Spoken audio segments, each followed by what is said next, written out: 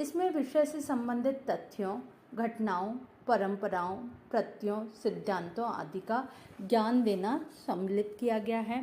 Second है अवबोध, understanding. ज्ञान की प्राप्ति पर बालक जो कंटेंट है उसका अपने शब्दों में अनुवाद कर सकता है, ट्रांसलेट करने लगता है, उसकी व्याख्या करने लगता है, उसका उल्लेख करने लगता है और उसकी गणना करने लगता है, कैलकुलेशन करने लगता है। उसमें अब अंडरस्टैंडिंग डेवलप हो जाती है, उसके अकॉर्डिंग वह कार्य करने लगता है। थर्ड है प्रयोग, एप्लीकेशन।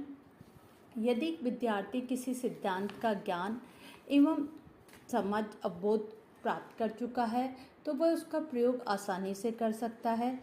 अर्थात अगर उसको कमरे की लंबाई, चौड़ाई, ऊंचाई दे दी गई हो तो वो क्षेत्रफल ज्ञात कर सकता है, उस रूम का एरिया बता सकता है। इसमें विद्यार्थी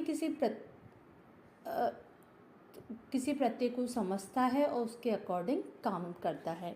इसके बाद है विश्लेषण, एनालिसिस। एनालिसिस में विद्यार्थी प्रत्यय का विश्लेषण करके, कंसेप्ट को एनालिसिस करके उसको निर्मित करने वाले तथ्यों को पहचानता है, उसके फैक्ट्स को आइडेंटिफाई करता है। यदि विद्यार्थी को कुछ वस्तुएं दे दी जाती है तो वो इनको अलग अलग कैटेगरी में, वर्गों में बांट सकता है और उसका अलग अलग ग्रुप्स बना सकता है। इसके बाद है सिंथेसिस, संश्लेषण। इसमें स्टूडेंट अनेक स्रोतों से तत्वों को निकालकर नवीन ढांचा तैयार कर लेता है। अपनी सृजनात्मक योग्यता, क्रिएटिविटी का उपयोग करके नवीन प्रत्यय या वस्तु का निर्माण कर लेता है। अगर उसको अपने न्यू टॉपिक पे अपने विचार रखना या किसी मॉडल का बनाना, हाइपोथेसिस, परिकल्पना का बनाना संश्लेषण के अंतर्गत आता है। इसके बाद है मूल्यांकन, इवैल्यूएशन। मूल्यांकन से अभिप्राय है बालक नियमों, तथ्यों एवं सिद्धांतों की आलोचनात्मक रूप से व्याख्या कर सके। इस उद्देश्य की प्राप्ति पर विद्यार्थी में निर्णय लेने की क्षमता उत्पन्न हो जाती है। अगर कक्षा का आकार और रूप की जानकारी हो जाए उसको, तो उसको किस प्रकार सजाएं वह तर्क सहित विवरण दे सकता है। इसके बाद अगर हम भावात्मक पक्ष, अफेक्टिव डोमेन पढ़ें तो भावात्मक पक्ष में छात्रों की जो उनका दृष्टिकोण किस तरह विकसित किया जाए ये देखा जाता है। भावात्मक पक्ष व्यक्तित्व, रुचियों, अभिवृत्तियों, उसका इंटरेस्ट, एटीट्यूड और मूल्यों के विकास से संबंधित होता है। रुचि किसी अनुभव में लगे रहने की मनोवृत्ति होती है। अभिवृत्ति, एटीट्यूड किसी वस्तु, परिस्थिति या व्यक्ति के प्रति सकारात्मक पॉजिटिव या नकारात्मक नेगेटिव व्यवहार प्रदर्शित करती है। यदि शिक्षण के फलस्वरूप स्टूडेंट में सब्जेक्ट के प्रति रुचि विकसित हो जाती है, इंटरेस्ट डेवलप हो जाता है, तो वह विषय से संबंधित पत्रिकाएं पढ़ने लगता है, रेडियो वार्ता सुनने लगता है, उससे संबंधित दूरदर्शन के कार्यक्रम देखता है। इसको भी आगे ब्लूम्स ने 6 कैटेगरी में डिवाइड किया है। सबसे पहले है ग्रहण करना, रिसीविंग। इस उद्देश्य की प्राप्ति के लिए छात्र का किसी घटना या उद्दीपन के प्रति संवेदनशील होना आवश्यक है। इसमें 3 प्रकार की क्षमताओं का विकास किया जाता है। सबसे पहले वो परिस्थिति या घटना के प्रति सजगता का विकास, फिर उस घटना को ग्रहण करने की तत्परता और लास्ट में घटना के प्रति नियंत्रित रूप में ध्यान देने की क्षमता का विकास।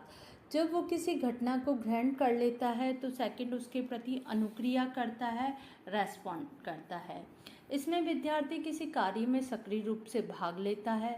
स्टूडेंट किसी घटना के प्रति एक्टिव होते हैं और उसके अनुसार व्यवहार करते हैं। इससे स्टूडेंट में अनुक्रिया की इच्छा होती है। अनुक्रिया से उसमें से संतोष प्राप्त होता है, सेटिस्फैक्शन, और ज्ञान प्राप्त होता है। इसके बाद आता है इसमें अनुमूल्यन, वैल्यूइंग। स्टूडेंट की अनुक्रिया के आधार पर किसी वस्तु, घटना आदि को व्यवहार की कसौटी पर परखकर उसका मूल्य, वैल्यू निर्धारित की जाती है।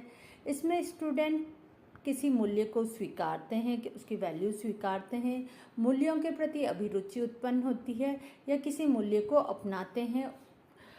इसके बाद वो विचारण, कंसेप्चुअलाइजेशन नेक्स्ट है।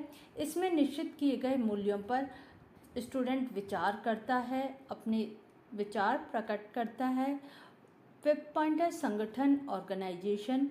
विचार करने के बाद मूल्यों को व्यवस्थित किया जाता है, उनका संगठन किया जाता है। इसमें स्टूडेंट मूल्यों को संगठित करते हैं, विभिन्न मूल्यों में अंतर संबंध, इंटर रिलेशन निश्चित करते हैं और प्रमुख व व्यापक मूल्यों का प्रतिपादन करते हैं। लास्ट में है चारित्रीकरण, कैरेक्टराइजेशन। इसमें स्टूडेंट मूल्यों को स्वीकार करके उसके अनुसार अनुसरण करते हैं, वे विशिष्ट व्यवहार करते हैं। और इसके बाद थर्ड ब्लूम ने पक्ष बताया क्रियात्मक पक्ष, साइकोमोटर डोमेन। साइकोमोटर डोमेन का संबंध शारीरिक क्रियाओं के प्रशिक्षण, ट्रेनिंग और कौशल स्किल के डेवलपमेंट से होता है। उस उद्देश्य की प्राप्ति पर स्टूडेंट मानचित्र बनाता है, मैप बनाता है, डायग्राम बनाता है, उपकरणों का प्रयोग करता है। स्टूडेंट में स्किल डेवलप हो जाती है और वो उसके अकॉर्डिंग कार्य करने लगता है। इसको भी ब्लूम ने 6 पार्ट्स में डिवाइड किया है। सबसे पहले है उत्तेजना या उद्दीपन, इम्पल्सन, स्टिमुलेशन, कि किसी कार्य को देखकर स्टूडेंट में उद्दीपन, उसके प्रति उद्दीपन उत्पन्न होता है और उद्दीपन के बाद वह उसका अनुकरण करता है, इमिटेशन करता है, उसको दूसरों को देख के उसकी नकल करता है, उनका अनुकरण करता है। उसके बाद वह उसके प्रति कार्यवाही करता है, मैनिपुलेशन करता है और धीरे धीरे वो विभिन्न जो कार्य कर रहा है उनमें समन्वय, कोऑर्डिनेशन करता है।